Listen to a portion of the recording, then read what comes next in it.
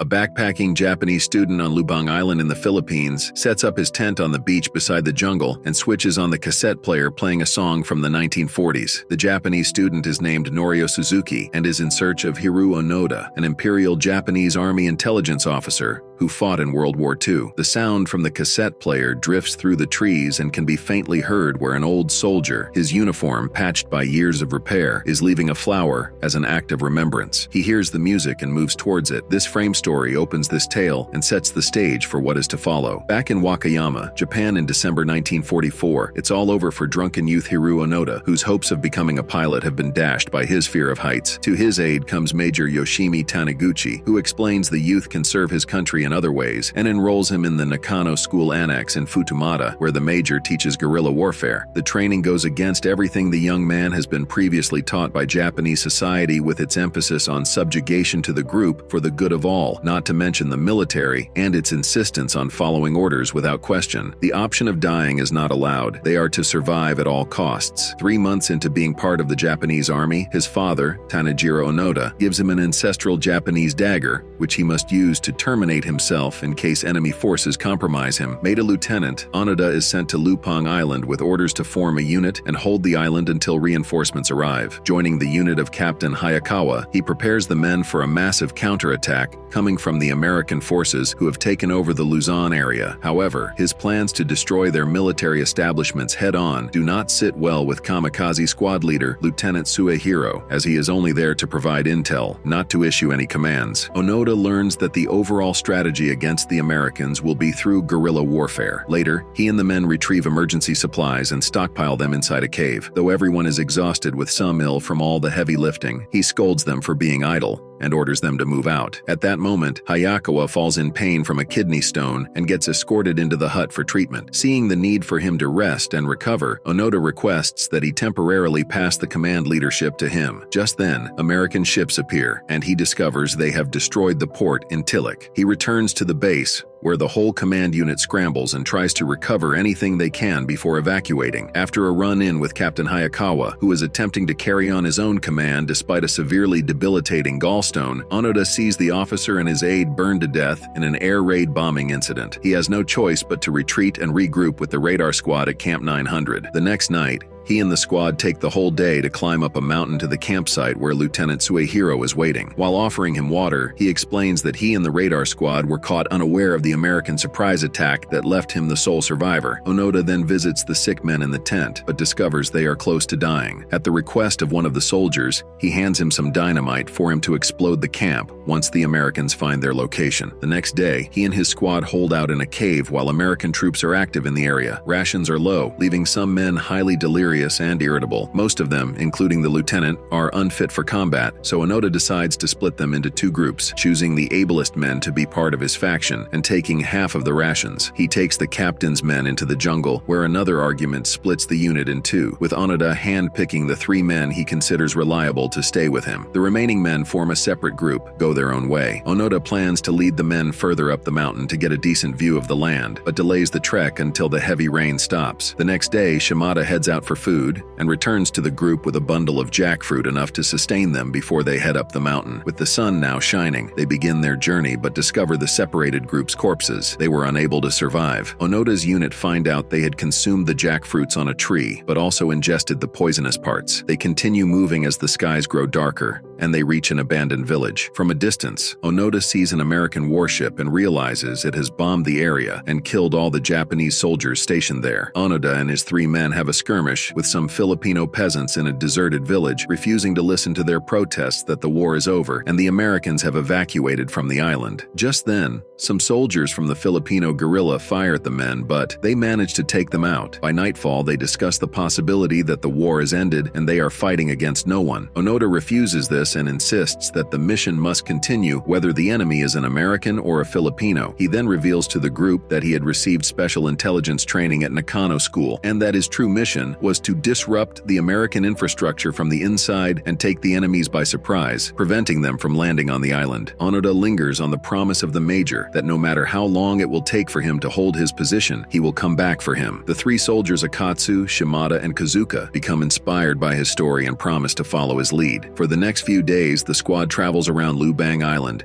and marks different points of interest to protect the island from invading Americans, thus making the whole island a Japanese territory. To send signals to surviving Japanese soldiers, they burn down rice fields and collect the harvest. By February 1st, 1946, they had settled entirely on the island and learned to live as a group. One night, Akatsu grows upset about missing his life and family back in Japan, as he wonders if there may no longer be anything worth fighting for on the island. 4 months pass, and on June 2nd, 1946, Akatsu's birthday, they discover that he has left them without taking anything with him. So, Onoda sets off into the jungle to get him back. He searches for him along a rocky pathway and finds him lying in a ditch, knocked out, and takes him back to camp. The perils of their existence are many. They must be careful what fruit they eat, as some of it is poisonous. To stave off hunger, they periodically replenish their supplies via intermittent raids on nearby farms. The rainy season forces them to build a temporary hut, painstakingly building a drainage ditch around it, which they dismantle when the rains stop. The building and dismantling of a shelter becomes an annual event. In 1949, Shimada is fatally shot when the four attempt to kill farm livestock to supplement their diet with meat. Shimada, holding a picture of his family, succumbs to his wound and dies at the camp. So, the group decides to bury him at Wakayama Plain. Once again, this makes Akatsu think there is nothing left to fight for on the island and that their comrade died for no reason. This sentiment angers Onoda, so he goes into the field to retrieve the injured Filipino soldier and orders both of his men to kill him. At night, Onoda discovers Akatsu trying to sneak out of their camp, and he prepares to shoot him, but relents when he sings his version of the Futumata song. His departure leaves only him and Kazuka to carry out the rest of the mission. By January of 1950, the men discover a Japanese expedition team from the cliffs, where they hear a notice from Brother Toshiro on a megaphone announcing he had surrendered, and pleads with them to do the same. Then his father calls out to Onoda and declares that the situation has changed completely and that they no longer have to fear the Americans. The lieutenant breaks down in tears, unable to accept the reality of their mission. Later at night, they sneak toward the outfit and grab the Japanese propaganda materials left for them. They read some of the materials about what happened to Japan after the war, including pictures of Japanese activities and the Empire State Building. On the radio, an American rock and roll song is playing on the Japanese airwaves, followed by a news report about baseball pitcher Joe DiMaggio visiting Japan to play a game against local players. Despite all of this evidence, Onoda dismisses it as Allied propaganda and believes it is all a ruse to get the Japanese to surrender for good. He convinces Kazuka that the Americans are playing mind games with them and that they must stay true to the mission. Over the years, the radio will keep them in touch with what's going on. To make sense of what they hear, Onoda constructs his own bizarre version of international politics, including a Japan-China alliance. They start by deciphering each radio broadcast about Japan to find any inconsistencies. The next day, Onoda lectures his fellow soldier on what he has learned about Japan following the war, including the country becoming a democracy and instituting a so-called self-defense force that he believes was made to combat American troops. They deduce that America faked the expedition team and imitated his family members to get them to surrender. Just then, he analyzes his father's haiku for a secret message that will give them new instructions, and they figure out 3 words: wait, South Shore. So they travel next towards the shoreline near the South Plains and clear the area. They decide to take a swim in the meantime while waiting for any sort of rescue. In 1969, they listen on the radio about the Apollo 11 moon landing, with Japanese commentators translating the astronauts' words live. Later, they find a local woman named Inez taking shelter in their hut during a typhoon. Seeing her helpless, they take her in for the night and give her some food the next day. She doesn't last long, being shot by Onoda after putting a bullet in Kozuka's leg. Kozuka misses female company and is deeply upset by this, while the virginal Onoda is not affected in quite the same way. After burying her, he tends to Kozuka's wound. But as the days go by, the infection that it caused continues to spread, making him unable to walk normally. Then, while at a stream doing laundry one afternoon,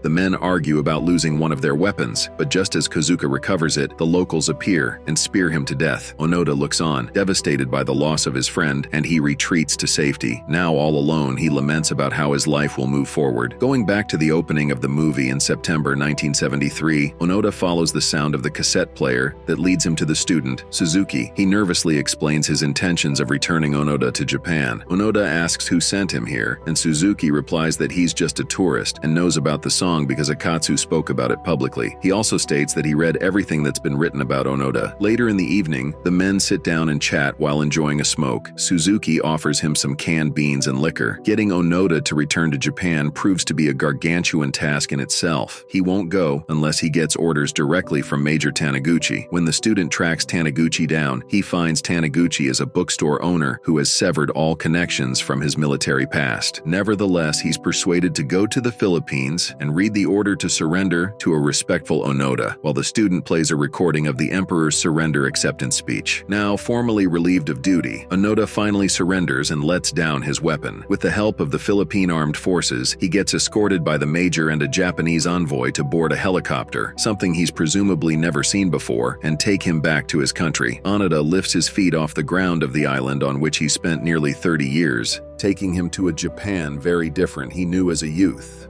And with that, the movie ends. We hope you enjoyed our video. Watch the next recaps on the screen and don't forget to subscribe for more amazing recaps.